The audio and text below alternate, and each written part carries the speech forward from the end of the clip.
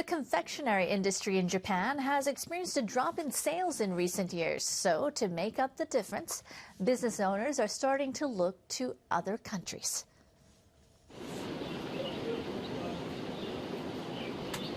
People in Hong Kong head for this shop to satisfy a sweet tooth.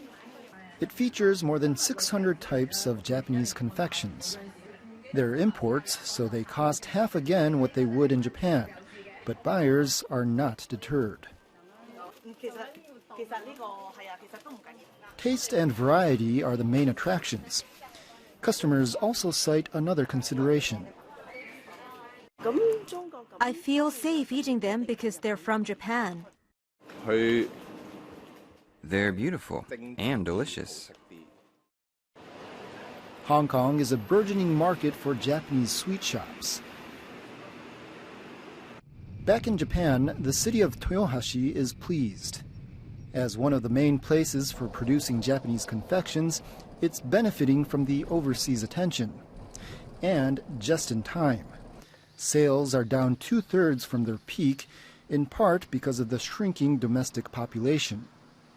Chinese tourists, on the other hand, often arrive in busloads near the end of the day.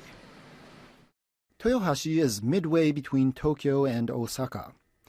Sightseers often spend the night there. The number of overseas visitors to the city is 5 times what it was 5 years ago. These tourists drop their luggage at their hotel and set out on a shopping spree. They went to a drugstore where they could shop tax-free late at night.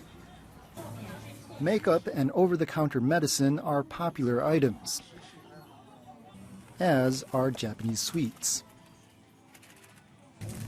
People who buy often do so in bulk.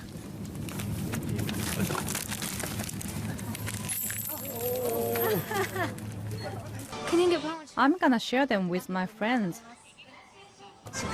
I really like matcha-flavored sweets. Toyohashi is happy to oblige. International tourists buy lots of sweets. I hear they find the products delicious and safe to eat, as well as affordable. Toyohashi's confectioners decided to capitalize on the word of mouth and sell their products overseas. They selected Hong Kong as their first market. They asked a store that specializes in Japanese sweets to set up a Toyohashi corner. A tasting event was held to gauge reactions.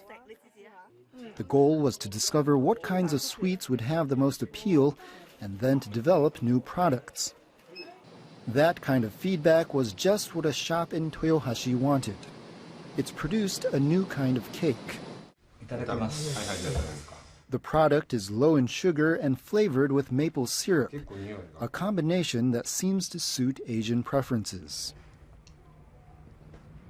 It's much better, isn't it? I think we can go with it. Confectioners have their eyes on Chinese and Southeast Asian markets, places where economic development has increased buying power.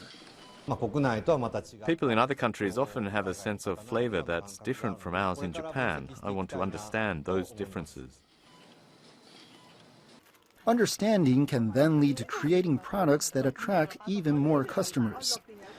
The purveyors of sweets from Toyohashi aim to make themselves into confectioners for the world.